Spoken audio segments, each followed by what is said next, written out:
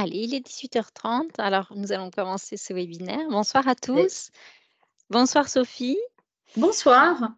Donc, Bonsoir. bienvenue à ce nouveau webinaire de l'Instant Parent organisé par le réseau Canopée de Corse. Donc, je vous rappelle rapidement les règles de bon usage. Donc, vous gardez bien vos micros et vos caméras coupés pendant la durée du webinaire. Vous êtes invités à poser toutes vos questions dans le chat. Donc, n'hésitez pas, on en tient compte, on essaiera d'y répondre au fur et à mesure. Et puis, on prendra encore 5 minutes à la fin pour, si vous avez des questions plus précises, si vous voulez échanger avec Sophie. Donc, pensez quand même que c'est enregistré, donc si vous ne voulez pas apparaître à l'image, voilà, vous choisissez d'allumer ou pas votre caméra. Voilà, donc je suis heureuse d'accueillir Sophie et Tori. Merci d'avoir répondu favorablement à notre invitation. Merci Et de l'invitation, c'est un plaisir. donc J'essaie de me rapidement, caler. Voilà. je vous présente. Ça Donc, commence bien. pour ceux qui ne la connaissent pas, Sophie Ettori est psychologue clinicienne. Elle travaille à la Maison des adolescents de Porto Vecchio, où elle reçoit des adolescents, des jeunes adultes et ainsi que leurs familles. Oui, Donc, tout à le fait. sujet du webinaire ce soir, c'est la crise d'adolescence. Et surtout les signes à ne pas manquer, qui peuvent, voilà, les signes qui peuvent alerter Voilà. et auxquels il faut prêter attention. Les signes Euh, évocateurs de un peu plus que la crise d'ado, ouais, tout à fait. Mais avant, voilà, avant d'évoquer ces Ouais. signes, est-ce que Sophie, vous pouvez nous expliquer qu'est-ce que c'est la crise d'adolescence et puis surtout pourquoi on parle de crise? Oui, alors pourquoi on parle de crise? Alors la crise, ce qu'il faut comprendre, c'est que ça va être la partie visible d'un bouleversement interne. Parce qu'un adolescent, il est dans un processus dynamique, donc il est vraiment, dans un espace de l'entre-deux, où il saute quelque part, de son état, d'enfance pour, atterrir, bien 10, 15 années plus tard, dans sa vie d'adulte. Mais il est pas encore retombé sur ses pattes.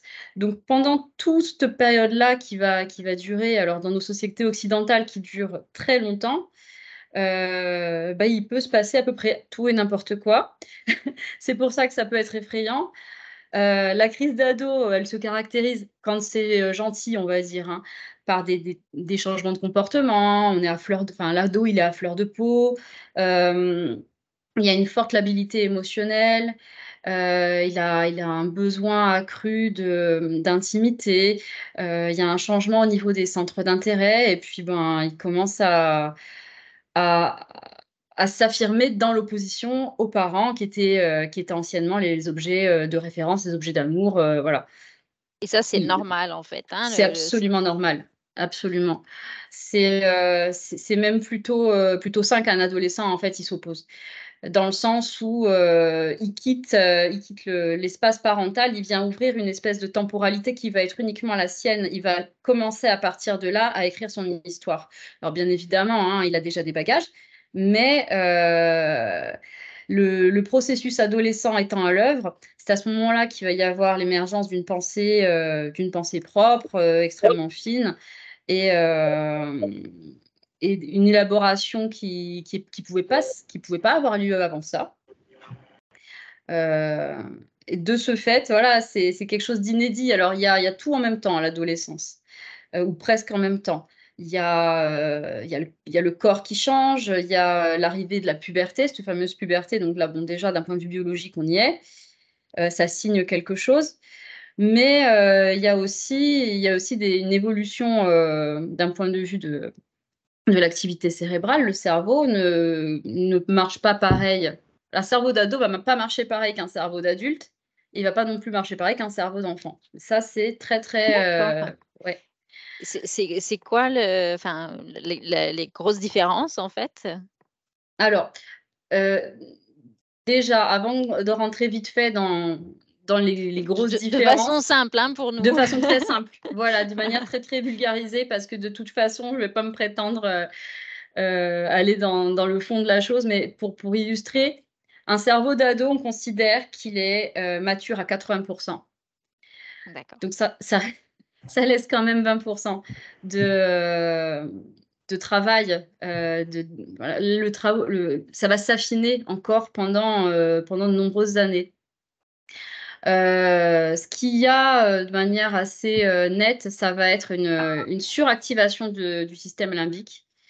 Le système limbique, ça va être le siège et des émotions et de la mémoire. Et donc, il va être en grande, grande suractivation. Donc il y a des causes physiques aussi, en fait, Ah oui, à cette émotivité, à ces changements neurologique, émotionnels. D'accord. physiologique, tout à fait. Et puis surtout, alors on est suractivé d'un point de vue émotionnel, d'un point de vue d'une appétence sociale marquée, etc.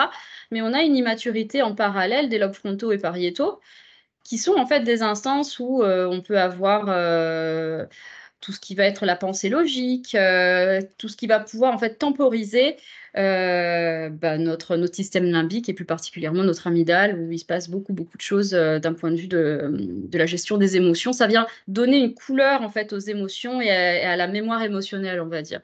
Donc vous avez d'un côté, c'est un gros moteur qui gronde. Et puis de l'autre côté, on n'a pas encore les freins. On considère qu'un ado, c'est une Ferrari sans les freins. C'est vraiment, ça peut. Et d'ailleurs, ça va très vite aussi, ça s'explique par d'autres concepts voilà, qu'on connaît maintenant de la neurophysiologie de l'adolescent, qui sont que la substance blanche, en fait, euh, il y a une accumulation de substances blanches à l'adolescence. Donc, ça va être une Rapidement partie, pour nous, la ouais, substance blanche. une partie en fait du système nerveux. Comment vous expliquer? C'est une partie c'est un tissu du système nerveux central qui est très myélinisé. La myéline, ça va vraiment être la connectique. C'est ce qui va faire que le D'accord. courant il passe, quoi. Euh, ça augmente vraiment de manière très très importante. Et on observe en Donc parallèle. c'est comme une explosion des connexions, c'est ça, en fait? Alors, oui et non, c'est pas une Ah, explosion des connexions, c'est une explosion de l'efficacité des connexions. Parce qu'en parallèle, la substance grise qui donc va regrouper tout ce qui va être les synapses, mais non myélinisées, donc où il n'y a pas, ça ne sont pas les mêmes fonctions, si vous voulez, c'est un peu compliqué à expliquer. Mais en gros, le cerveau d'un ado, il est plus performant, mais plus sélectif. C'est ce qu'on appelle l'élagage. Il va y avoir une sélection de choses qu'on veut prioriser, que l'ado va vouloir prioriser, que son cerveau va prioriser. Et ça, c'est un processus qui est complètement normal et ça sert à la survie de l'espèce. Hein. donc s'il y a des choses De... qui se met à délaisser, en fait, c'est normal parce que ses centres d'intérêt Absolument, vont changer et cetera. absolument. Et pour pouvoir être plus performant, en fait, sur un apprentissage dont il a besoin de valoriser à ce moment-là. Et donc, ça va être un apprentissage aussi bien intellectuel que social. Ça va aussi aller sur la pensée abstraite, la conscience de soi, tout ce qui est embryonnaire avant, dans l'enfance, etc., et qui là explose d'un coup. En fait, c'est comme si vous passez du 56K à la fibre en 6 mois. C'est vraiment D'accord. une explosion et une vitesse de connexion qui n'était pas là auparavant, quoi. Et quand vous parlez, d'identité ou dans je sais pas le terme que vous avez employé, mais Ouais, mais si, est-ce que c'est, un moment où l'identité commence à se oui. s'affermir, se détailler? Bah, oui, tout à fait. On rejoue les prémices, enfin, les prémices, ça a été la petite enfance. Là, il y a quelque chose qui se rejoue de manière encore plus nette, encore plus, j'allais dire définitive, mais pas vraiment, parce que la recherche de l'identité, justement, elle va durer de nombreuses années. Et donc, un adolescent, il va être sur une espèce d'identité, même plurielle et transitoire pendant toute la période d'adolescence. Et effectivement, la constitution de l'identité, ça va être la grande finalité de l'adolescence, avec une seconde finalité quand même, qui est la séparation avec ses parents. D'accord, donc ça, c'est Voilà. un des aspects, Ouais. essentiels, en fait, de cette crise. C'est cette séparation? Oui, bah oui, parce que c'est quand même pas rien. On va dire que voilà, ça va être la finalité.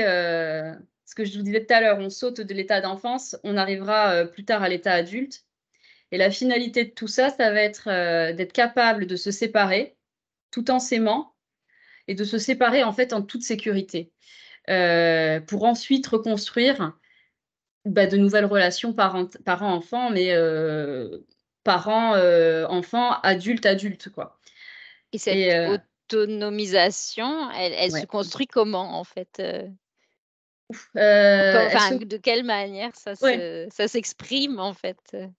ah bah, parfois par de la transgression et puis, en fait, on considère que c'est OK. Alors les transgressions sympas, petites et gentilles, hein, après c'est tout le sujet du webinaire, c'est à quel moment justement on bascule vers quelque chose qui nous préoccupe un peu plus et à quel moment en fait l'affirmation, de l'identité et la transgression adolescente, bah, elle est complètement normale et il faut simplement l'accompagner, tranquillement, Si par exemple, vous aviez une petite fille, toute mignonne, avec ses Barbies et ses couettes, une fois arrivée au collège, elle décide de s'habiller tout en noir, heu et de changer de style musical, voilà en fait ça, nous on considère que c'est très gentillet, en fait. Parce que Oui, c'est une affirmation gentille. Si derrière il y a pas de signe évocateur, pas de difficulté, ajoutée, bah, elle s'oppose quoi, elle embête un peu les parents, ça vient un peu interpeller l'adulte, mais il y ça a s'exprime besoin de beaucoup ça. par les vêtements, par l'aspect Oui, physique? tout à fait, ouais, bah, oui. Oui, oui, absolument. C'est quelque chose d'extrêmement important pour eux, ça va avec la question de l'appartenance à un groupe, ça c'est sûr. Mais paradoxalement, ça vient signer une individualité, quelque chose de l'ordre de: «Je m'affirme moi en tant que personne en dehors du groupe». Je sais, c'est paradoxal, mais l'adolescence, c'est complètement ambivalent. D'accord. Heu, voilà. Mais il y a besoin de transgresser quand même un petit peu, un minimum de transgression. D'ailleurs, transgression, ça vient du latin transgredi, qui veut dire traverser. Il y a un mouvement comme ça dynamique, franchir, ça veut dire traverser, franchir. On va d'un état à un autre, en fait. Donc ça colle bien avec ce processus, adolescent, dont je vous parle, depuis, Du coup, comment, en tant que parent, on peut distinguer donc ces mmh, transgressions, enfin voilà, ces ouais, comportements qui sont normaux des oui. signes qui sont préoccupants? Voilà, vraiment, c'est ça, C'était ça le cœur de le la cœur du question. sujet et Ouais. voilà. Est-ce que c'est Ap subtil ou au contraire, vraiment on est sur des choses qui sont assez claires et et beh, alors, c'est pas toujours, si clair. Pourquoi? Parce que, bah, effectivement, on peut noter une labilité émotionnelle, un besoin d'indépendance, en fait, l'ado, il change, il s'enferme dans sa chambre, il se renferme un petit peu. C'est pas simple parfois de distinguer un processus adolescent normal, ben, d'une souffrance, d'un mal-être, sous-jacent. Pour quelle raison? Très souvent parce que l'ado cache. Il planque un petit peu sous un masque de «tout va bien», aux parents. Alors là, il faut faire appel en tant que parent, à son instinct quand même, savoir s'écouter, parce que, ben, on le sait en fait, hein, de tout ce que je vous ai décrit jusqu'à maintenant, l'adolescence, c'est une période de vulnérabilité. Enfin ça, il faut le savoir, c'en est une. On rentre un peu dans une zone, où il faut être encore plus vigilant que quand ils avaient, 7-8-9 ans, quoi.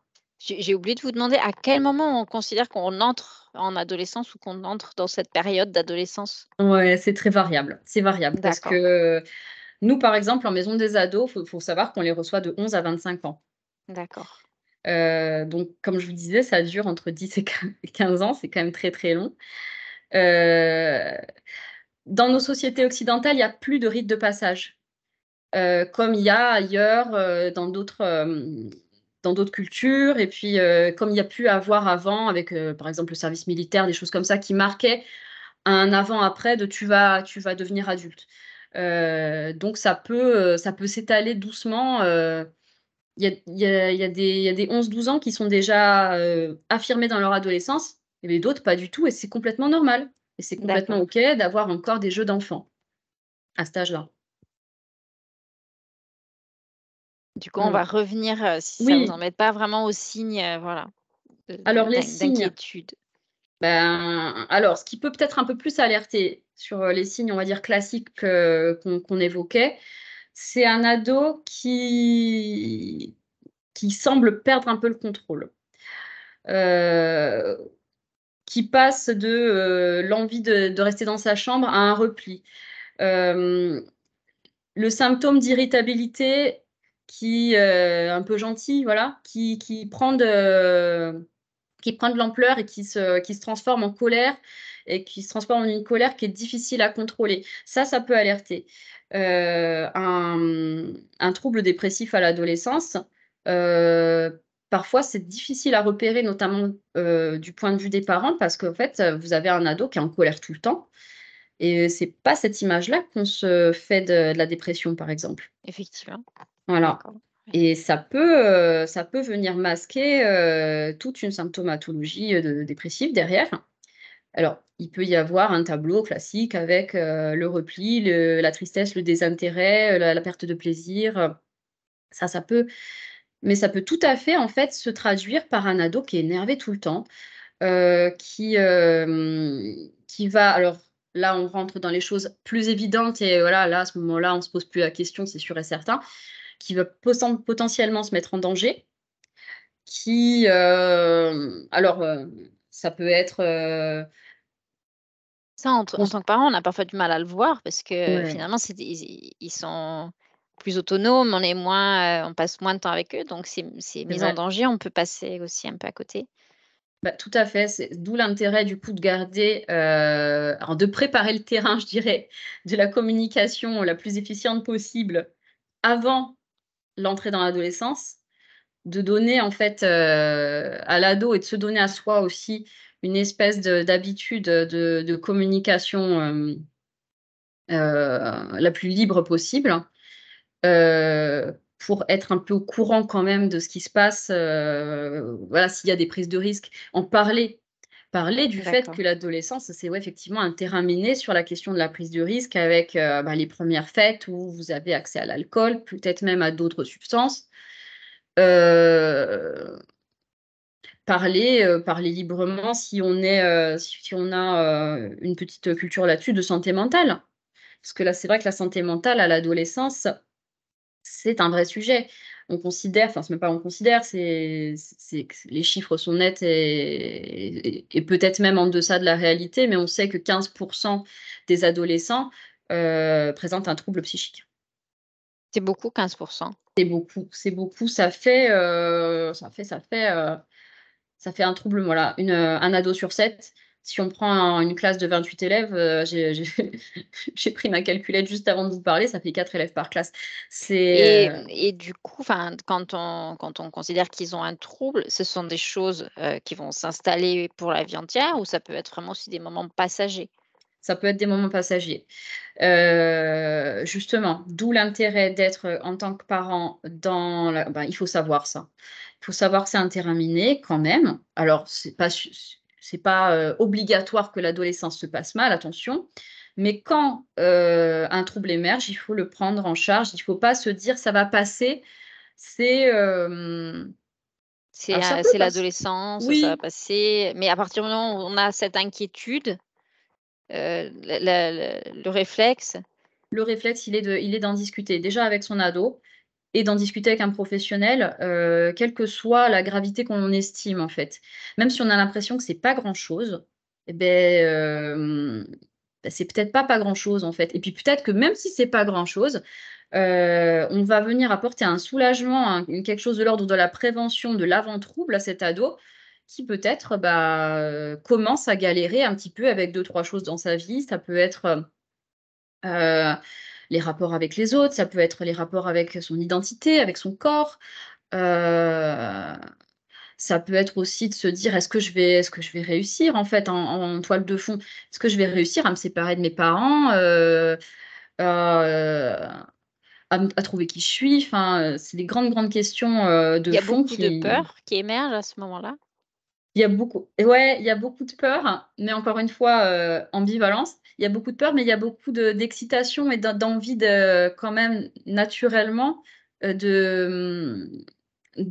vers l'inconnu.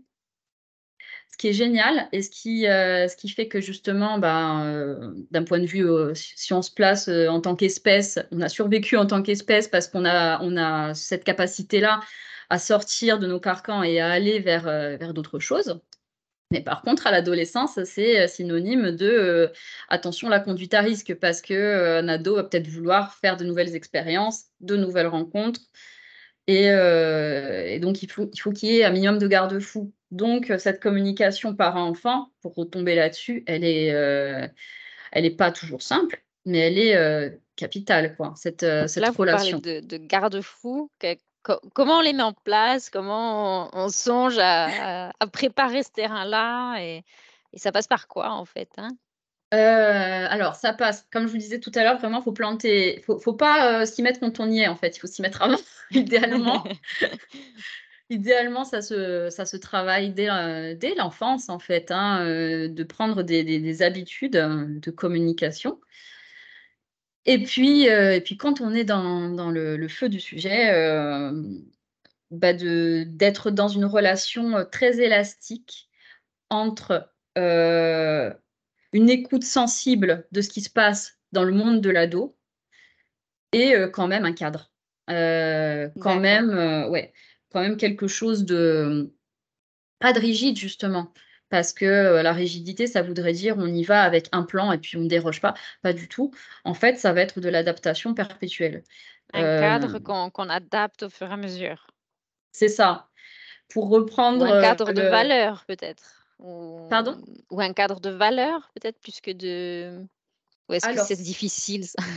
c'est intéressant de parler des valeurs, si, si, parce que en fait, de toute façon, il y a une transmission qui va se faire, consciente, inconsciente, une transmission qui se fait parent-enfant. Et après justement, l'ado, il va être en capacité, si tout se passe bien dans son adolescence, hein, de se dire: «Bah, ça me convient, puis ça me convient pas» et sur les valeurs également, en fait. Alors si on a de la Et c'est chance, vrai qu'on peut être déçu en tant que parent, hein, sur ces sujets-là, si on a une idée fixe, c'est pas oui, oui, c'est vrai. exactement. C'est pour ça que moi je dis que la crise On doit être d'ado, c'est souple alors. aussi la crise des parents. C'est la crise il y a aussi une crise chez le parent et c'est normal aussi. Faut penser que quand même, chez le parent, il y a quand même une perte là. L'enfant, on perd l'enfant, on gagne l'ado, mais on est quand même obligé de renégocier un rapport, à son enfant qui n'est plus le même. Donc on est quand même dans un truc un peu, dur quoi. Et puis il faut, en plus de tout ça, jongler avec l'ado, ses humeurs et cetera et jongler avec ses attentes, ses désirs à soi en tant que parent, que quand vous l'attendiez, vous vous disiez: «Oh, il sera comme ci, il sera comme ça», en fait, pas du tout et que, là, ça va être pareil, Et de puis ça déjà de fait l'enf peur, hein, de ça se fait dire: peur, «Bon et quelles études ils vont faire? Est-ce que ça va aller? Est-ce que» bien sûr, ouais. mais c'est dur d'être parent.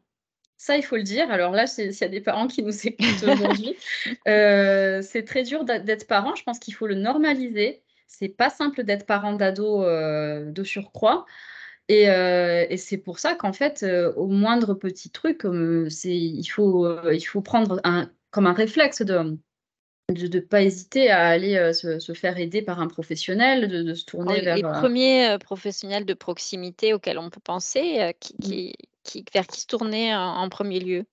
Alors, bon, si c'est des tout petits, parce que là, en plus, j'ai parlé un peu de l'enfance, mais si c'est des tout petits, jusqu'à 6 ans, vous pouvez vous orienter sur, la PMI, heu, donc la protection maternelle infantile.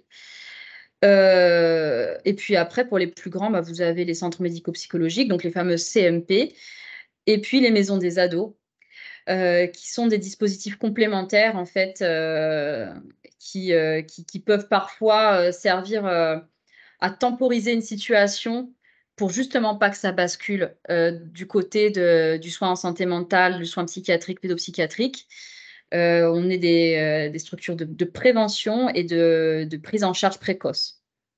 Donc si par contre, c'est vrai que la situation, elle est déjà très préoccupante, très dégradée et qu'on sait que ça va demander, on va dire, un arsenal un peu plus, consistant et que ça va prendre un peu plus de temps et ben, on travaille et on passe le relais avec nos collègues des centres médico-psychologiques. Voilà et tout ça, c'est gratuit. D'accord. Et oui, parce que, bah, alors nous, on n'est pas hospitalier, donc il y a même pas besoin pour venir en maison des ados, il y a même pas besoin que l'ado présente une carte vitale. D'ailleurs, il peut venir ici sans, accord parental. Ça, c'est, dans l'ADN même des maisons des ados. C'est justement pour faciliter l'accès, en fait, d'un ado qui peut-être serait, pas à l'aise ou en rébellion avec ses parents et qui aurait besoin de faire sa démarche tout seul et que ça aurait pas de sens pour lui que le parent l'emmène, mais que lui, s'il passe la porte lui en premier, ça a du sens. Et donc voilà, c'est pour ça qu'on est gratuit, confidentiel et sans accord parental en maison des ados. CMP, ils sont gratuits également, hein.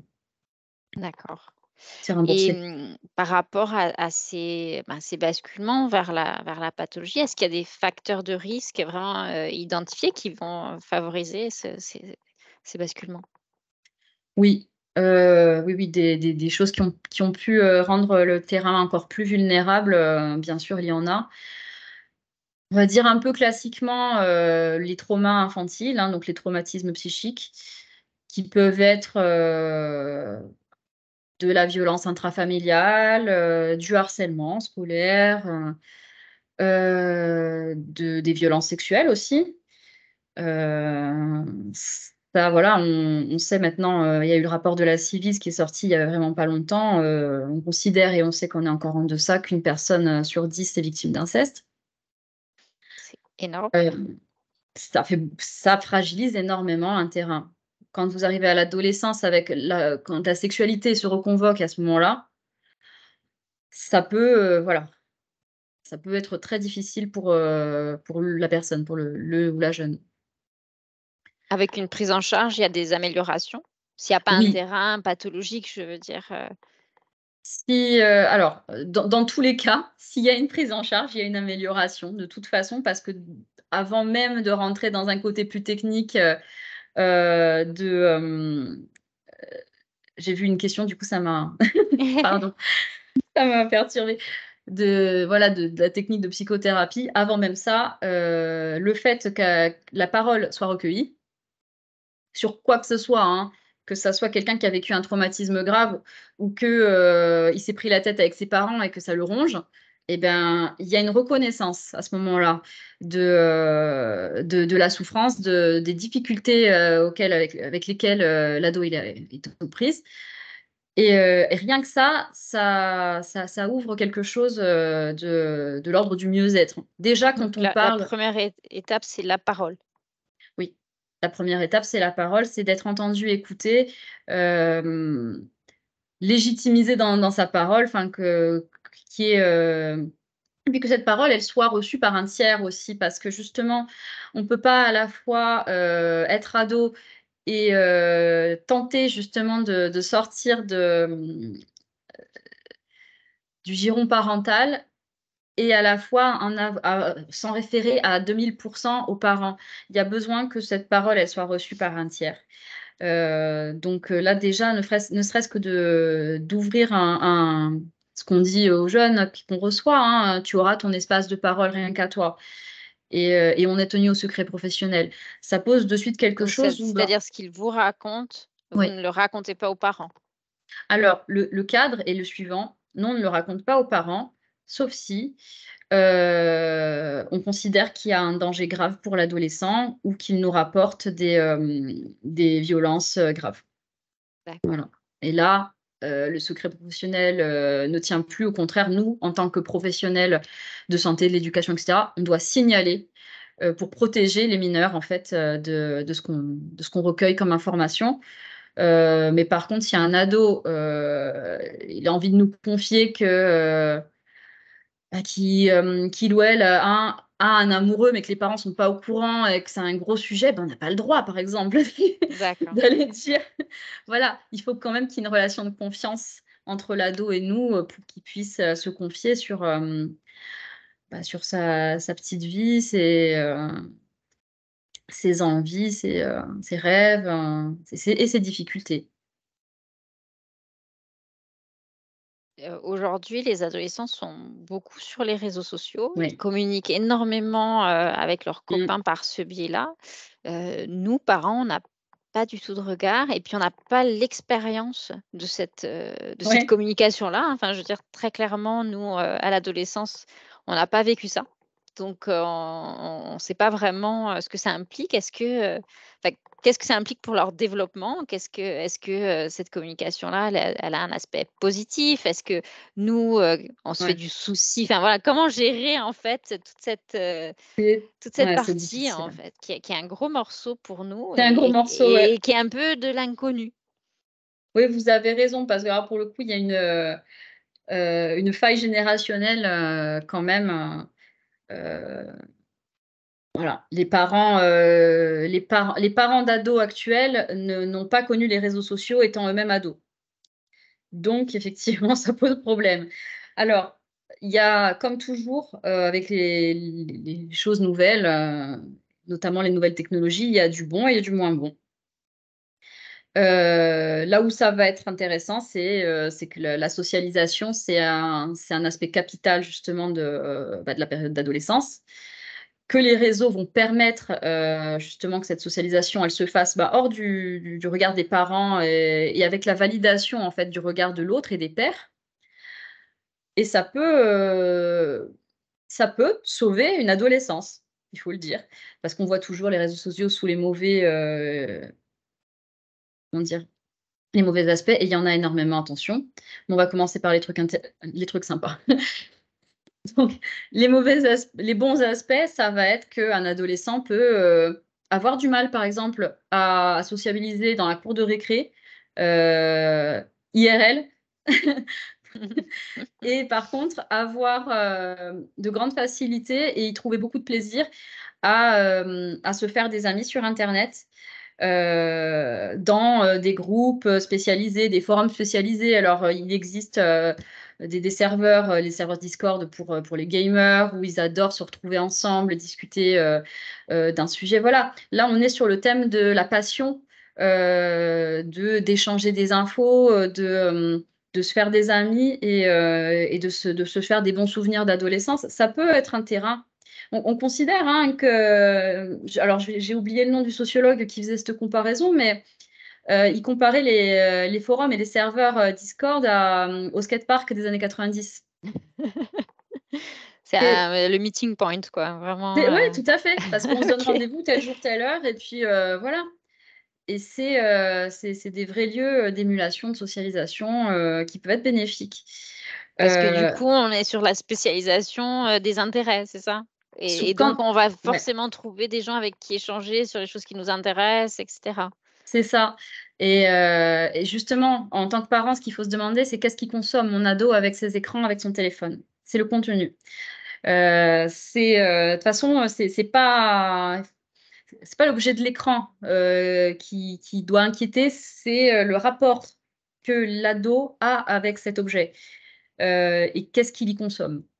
Donc effectivement, si c'est quelque chose voilà, vous avez un ado qui est fan de musique et qui va passer beaucoup de temps à parler avec d'autres fans et à écouter de la musique, ben, OK, super. Si par contre, on est sur, du scrollage, compulsif, une utilisation, on va dire, un peu sèche, un peu vide, si c'est pas longtemps, ça va, mais si ça prend beaucoup de place, si on est dans une, forme de compulsion à l'utilisation, c'est-à-dire on a presque du mal à On peut réprimer parler le d'addiction? alors, on peut parler d'addiction. Oui, on peut en parler de manière, quand même pas encore tout à fait alors je pense que c'est en cours de reconnaissance ou je sais pas exactement par l'OMS, c'est pas encore l'addiction aux écrans n'existe pas de manière officielle, on va dire. D'accord. L'addiction aux jeux vidéo a été reconnue par l'OMS il y a pas si longtemps que ça. Mais l'addiction aux écrans, si on veut, la qualifier, il faut qu'on se rapproche de celle aux jeux vidéo pour prendre les critères et essayer comme ça de faire un comparatif. Il y a une étude qui est sortie il y a pas longtemps, qui est intéressante parce que si on prend les critères d'une addiction et qu'on transfère ça sur la question des écrans, on se rend compte qu'en réalité, il y a pas enfin, en population générale, on n'est pas sur la population adolescente, hein. Il y a pas énormément d'addicts. L'addiction, alors ça va être des critères de, il y a une perte d'intérêt pour toute autre forme Autre. d'activité. L'écran, ça va être la seule préoccupation. La perte Ah, ça a coupé un tout petit à peu. l'objet. Sophie, Il y a pardon, il des faut conséquences juste reprendre la négatives phrase dans le parce que réel. ça a Et ça va coupé. concerner finalement, on estime entre 1, grand maximum 5%. Ce qui est pas rien quand même, mais bon. Par contre, cette étude, elle a l'intérêt de mettre en avant que 44% des gens, en population générale, hein, toujours, questionnent l'usage de l'écran. Donc, ça veut dire que C'est tout vrai le qu'on monde, court les pas ados, les parents. après à s'asseoir derrière l'ordinateur, hein, après une journée, à travailler. Donc, on est plutôt, à vouloir en faire moins d'écran peut-être, Eh beh, oui et non, parce que justement, comme vous l'avez dit, c'est une nouvelle modalité de fonctionner, et d'être au monde, puisque, pour les ados en tout cas, heu, s'exposer, c'est exister, donc à travers la question des réseaux et cetera. Donc c'est un prolongement en fait de l'être, par l'avatar, soit l'avatar dans un jeu, soit un compte à son nom, mais c'est un prolongement identitaire. Alors là, ça peut être délétère. Comme je vous le disais, il peut y avoir des conduites qui se rapprochent de ce qu'on considère d'être une addiction. Dans certains cas, ça reste très minoritaire, mais ça existe. Par contre, l'utilisation problématique, eh ben, on se rend compte qu'il y a beaucoup, beaucoup de monde qui se questionne sur l'utilisation de l'écran. Et je pense les ados, alors certains aussi se questionnent. Moi, je sais que j'ai certains de mes jeunes qui m'ont dit, notamment pendant les périodes de vacances scolaires, qu'ils avaient désinstallé TikTok parce que ils d'accord. sentaient que ça leur apportait un mal-être.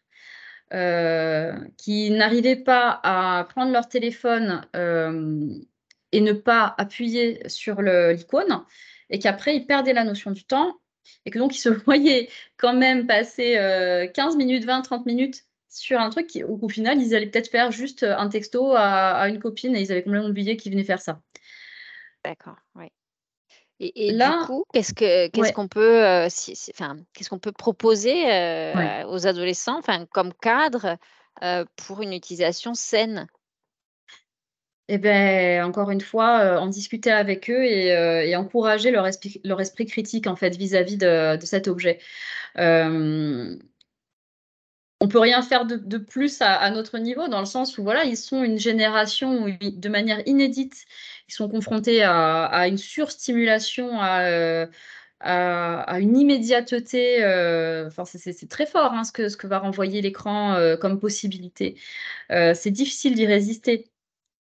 C'est difficile d'y résister, d'autant plus que comme on l'a vu, au début du webinaire, eh ben, on a un cerveau qui est immature, qui, qui a, avec son système limbique, complètement, à fond, qui va aller vers ce type-là de stimulation, mais qui va pas être en capacité de s'autoréguler.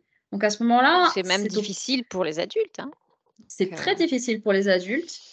Ça l'est encore plus pour les ados de manière vraiment fonctionnelle, neurofonctionnelle. Donc le parent, à ce moment-là, il faut qui ouvre le dialogue avec son ado et qu'il éveille une forme de pensée critique sur déjà le contenu que l'ado consomme. Est-ce que tu trouves ça profitable de scroller pendant une demi heure, sur TikTok? Oui, non. Qu'est-ce que tu en penses? Et cetera. Enfin, faire émerger une pensée critique et hem et puis j'ai perdu le fil de ma pensée. c'est pas grave. On peut là, on a parlé plutôt de l'aspect positif des réseaux. Est-ce Oui. qu'on peut regarder un peu l'aspect, négatif, en fait? Qu'est-ce que vers quoi ça peut, les mener, et Ouais.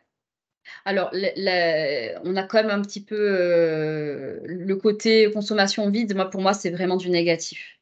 Parce d'accord. que, ça risque, déjà un ado qui justement, un ado, il est en pleine santé, il est en pleine possession de ses moyens avec un cerveau extrêmement performant et il va gâcher, on va dire, son potentiel, là-dedans. C'est très triste. Mais, il y a pas que ça, en effet. Bon, après, il y a Euh, TikTok et puis il y a d'autres sources aussi. Donc, ouais, en fait, ça dépend de ce qu'il fait. Donc, on revient au dialogue, c'est encore une ça, fois, et voilà, et au c'est ça que je voulais contenu. dire.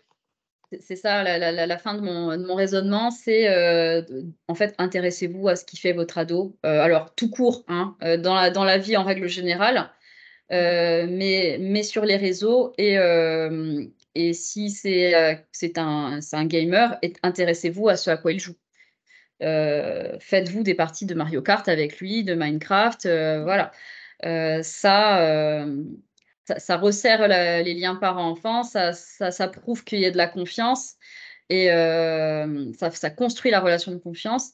Et, euh, et ça peut valoir de l'or quand justement l'ado est en difficulté et qu'il va pouvoir se tourner vers vous parce qu'il sait alors là que vous n'êtes pas étranger à son monde.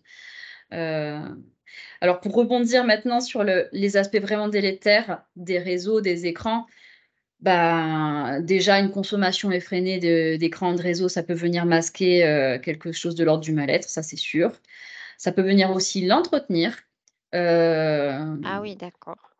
oui, bah oui, parce que là, pareil, hein, qu'est-ce qu'on consomme, hein. Par exemple, là, ce qui me vient en tête, ça va être un ado, une ado qui a un début de trouble alimentaire et qui va consommer que des contenus qui vont je dis là parce que c'est souvent des filles, attention, ça peut aussi être des garçons, qui vont renforcer l'ado dans son comportement pathologique, en fait.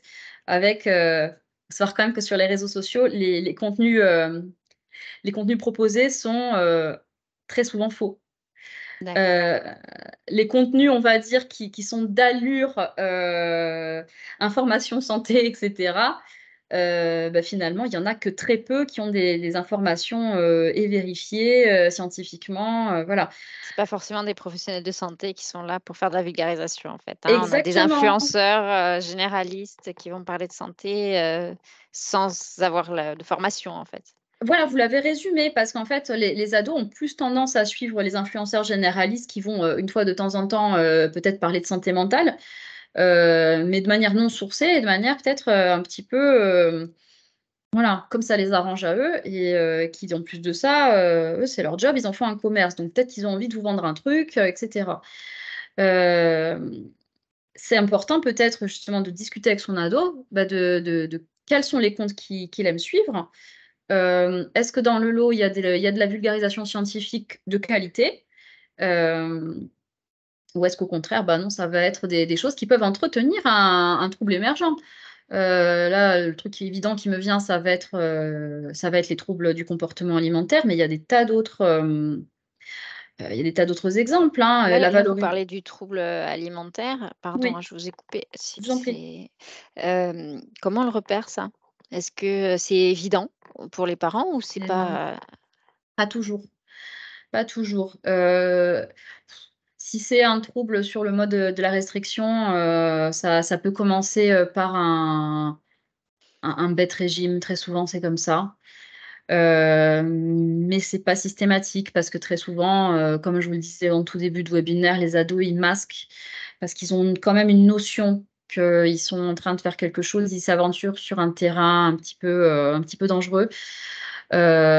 Si on se rend compte que son ado, il y a une prise ou une perte de poids significative, qu'on l'entend verbaliser autour de son corps et qu'il y a un trouble en fait avec l'image du corps, euh, qui est vraiment qui est insistant, etc. Et qu'en plus de ça, on s'aperçoit qu'il y a un changement au niveau de l'alimentation. Il nous demande quand tu vas faire les courses, prends que ça, mais pas ça, etc. Voilà, faut s'alerter, effectivement. Puis alors, le trouble du comportement alimentaire, à la fois, ça peut aller très vite et ça peut être grave. Donc, Donc, on c'est pas du tout s'alerte à prendre à la légère, en fait, absolument. hein. Une jeune fille qui voudrait faire un régime, ça s'accompagne, en fait, Tout de à fait. nutritionniste ou Voilà, médecin, mais pas comme ça. absolument. D'accord. Ah oui, oui, là aussi, on cadre parce que non, non, on fait ça seul dans son coin. Puis ensuite, en plus, à l'adolescence, vaut mieux éviter.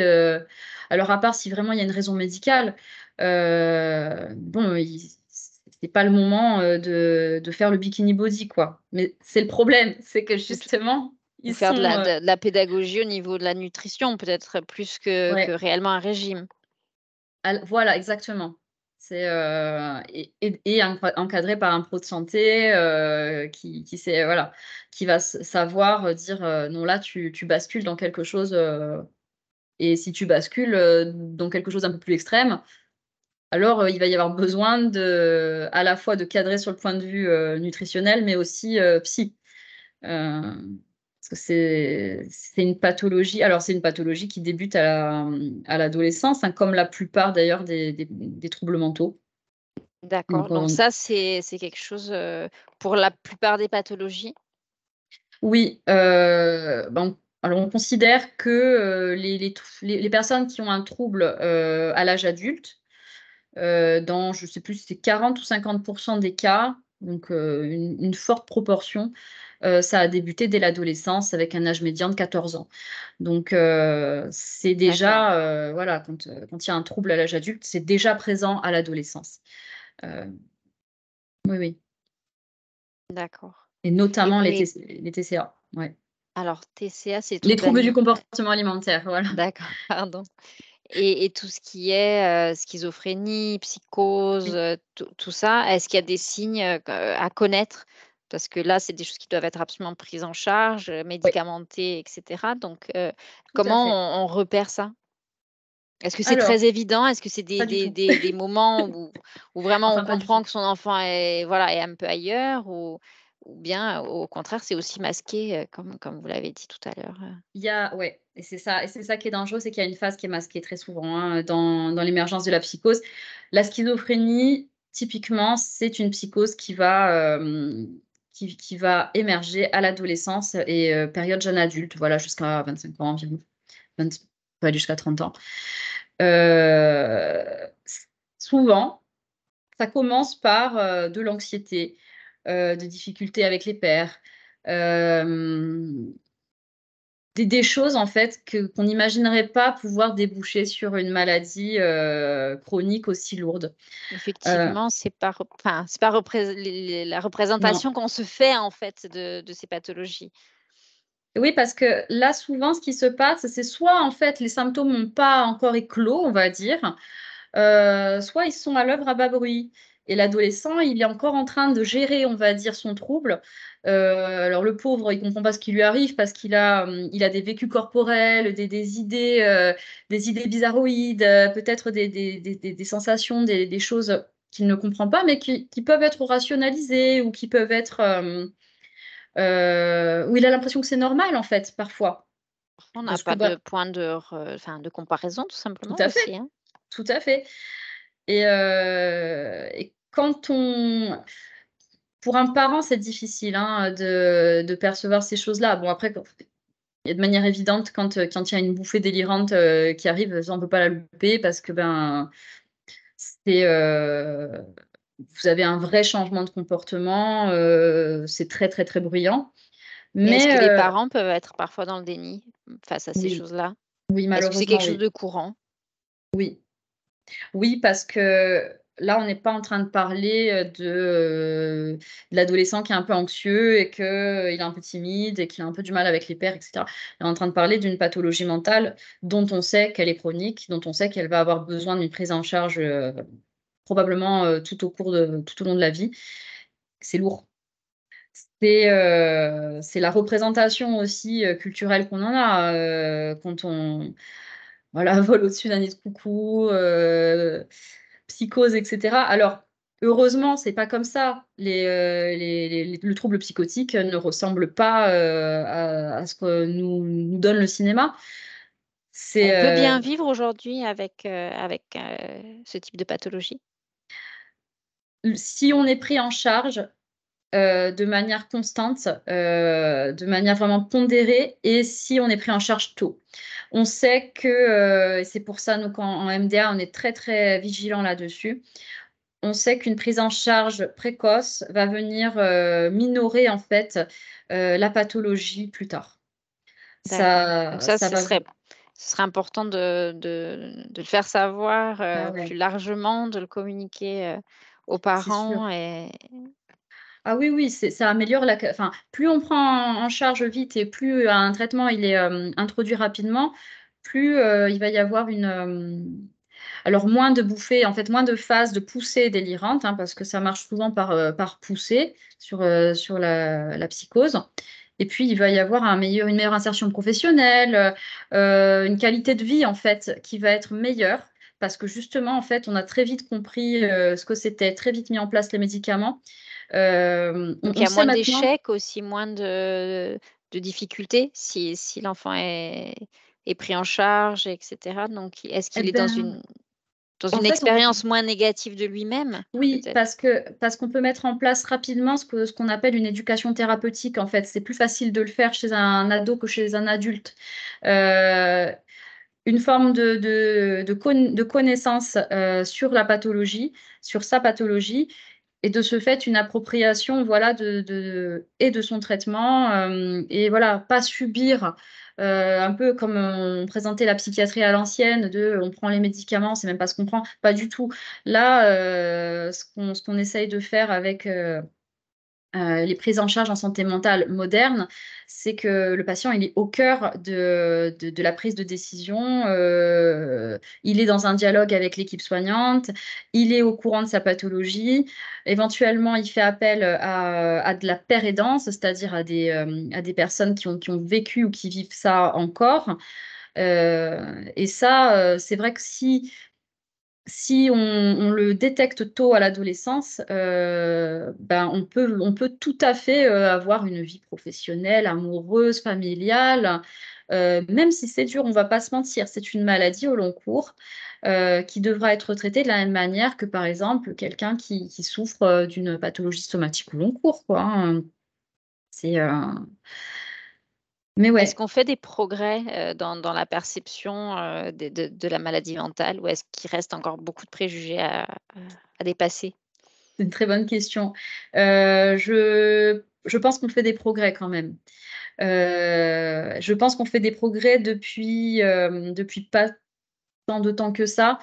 La crise Covid a mis en exergue la problématique de la santé mentale dans le monde entier. On n'a plus pu ignorer le fait qu'il y avait un boom de demandes de consultation, que tous les services ont été sous l'eau, saturés, etc. C'était l'objet du précédent webinaire, du coup, où je vous parlais des conséquences sur la santé mentale des jeunes après la crise Covid. Alors pour les personnes, voilà qui n'étaient pas présentes pour le premier webinaire, vous pouvez le retrouver sur notre chaîne YouTube, donc Réseau Canopé de Corse. Vous allez sur YouTube, Réseau Canopé de Corse, vous trouverez, voilà le webinaire, que Sophie et Oui, Tori avaient animé, il y a quelques mois, sur le sujet. c'est ça, où on parlait beaucoup d'épidémiologie, etc. Voilà, un peu un constat de ce qui s'était passé post-Covid. Et bah, post-Covid, en fait, on n'a plus pu ignorer cette question de la santé mentale et donc de la nécessité absolue de la déstigmatiser. Voilà, pour pouvoir, parce que le stigma fait qu'on n'accède pas aux soins aussi. Bien Donc, sûr. Oui, si on n'accepte pas l'idée, voilà, de la maladie, on ne va pas vers le soin forcément. voilà, tout à fait. Alors, il nous reste quelques minutes, donc Oui, vraiment, je vous encourage à poser, vos questions. Alors, il y a une j'en ai question qui vu, a ouais. été posée, voilà, au début, par Jenny qui voulait savoir s'il y avait, une MDMA sur, la ville d'Ajaccio. Est-ce qu'il y en a une? Alors, hop. Oui, il y a une MDA qui va ouvrir et on est super, super content, le réseau MDA bah, Corse et national de cette nouvelle. Elle est en cours d'ouverture, donc très bientôt, il y aura une maison des adolescents à Ajaccio. Voilà. Formidable, bon, Ouais, très bien. c'est super. Il y en a une sur Bastia également, sur, Voilà. voilà. Alors, il y en a une sur Bastia avec une annexe, alors qui est la maison des adolescents Haute-Corse et qui a une annexe sur la ville de Calvi. Et puis, bon, on a Porto Vecchio qui du coup, étend son territoire d'action sur deux communautés de communes qui sont celles du Sud-Corse et de l'Alta Roque. Voilà. L'idée étant au fil du temps, d'avoir une couverture, régionale, totale pour que les ados puissent accéder facilement à un soin, sans voilà, gratuit et confidentiel. D'accord. Si vous vouliez conseiller, aux parents qui sont pas à proximité d'une maison des adolescents, vers qui, ils peuvent se tourner en priorité? Est-ce que c'est le médecin de famille? Est-ce que c'est l'infirmière Oui. scolaire? Quelles sont les voilà, les personnes de proximité, à contacter en premier lieu, quand on a des inquiétudes? Alors, bah, en fait, vous les avez dit. C'est, le médecin de famille, ça peut être intéressant. S Alors ça va dépendre. Il y a des fois où justement le médecin de famille, c'est le vrai médecin de famille, il nous a vu naître et cetera et ça peut être difficile du coup de se confier au médecin de famille. Mais, on peut tout à fait passer par, il coordonne le soin de toute façon, hein, le généraliste, donc c'est une très bonne idée. Mais, c'est vrai que souvent, ça va être les infirmières scolaires, les assistantes sociales scolaires et les conseillers d'orientation psychologue, au sein de l'établissement qui sont à même de repérer, ces difficultés et d'alerter les parents ou, nous, on travaille en collaboration avec eux au quotidien, hein, donc ils sont inquiets pour un ado, ils nous appellent, on organise un entretien et voilà. Ils sont facilitateurs, oui, et on peut se D'accord. tourner vers eux.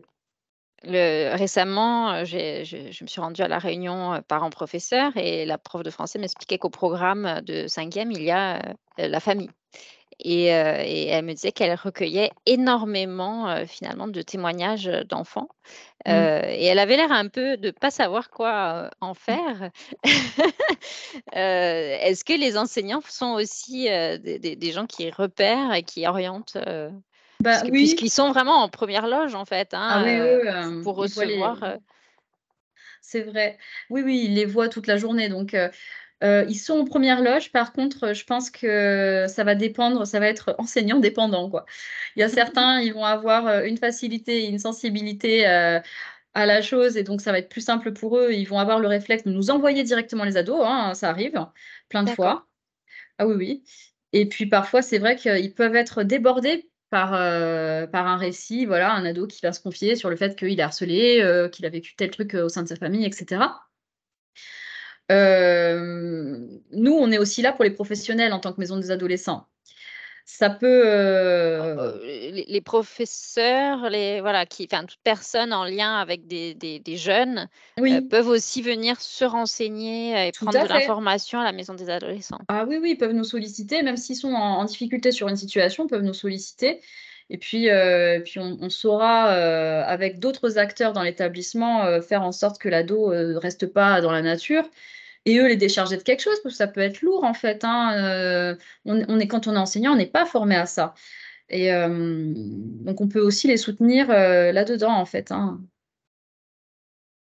Est-ce qu'on n'a pas eu d'autres questions, hein, donc Je sais pas, je je regarde. vérifie donc ah oui, alors on a une question, de Marie, qui demande quels sont les premiers symptômes de la schizophrénie chez l'ado et Ouh là, bah est-ce que alors les ouais. multidys sont plus prédisposés aux problèmes psychiques à Mmh. l'adolescence? Alors la schizophrénie, j'ai un petit peu déjà répondu, ça va vraiment dépendre, ça va être personne dépendant. Mais le symptôme, typique de la schizophrénie, c'est heu, une perte de comment dire? De contact avec la réalité. Heu, Souvent, ça se traduit dans le discours par des discours très désorganisés, des préoccupations, des centres d'intérêt très bizarroïdes, des coq à l'âne dans le discours, une forte, forte anxiété, des choses qui peuvent paraître, heu, voilà, une anxiété tellement forte qu'elle peut paraître complètement folle, hein, vue de l'extérieur, hein. C'est vraiment, et puis, en fait, qui est vécue comme, d'une intensité incroyable. Oui, moi je dirais qu'un des signes qui nous met la puce à l'oreille, c'est un discours décousu et des bizarreries au niveau des centres d'intérêt, des fixations même, on va dire. Heu, Après il peut y Heu, avoir toute une symptomatologie dépressive aussi. D'accord. Est-ce Ça que dépend. Marie, est-ce que, ça répond à votre question ou est-ce que vous aimeriez, parler directement avec Sophie? C'est tout à fait possible. Il nous reste quelques minutes, donc si vous voulez, voilà, ouvrir votre micro et puis, Ouais. argumenter un petit peu, vous pouvez.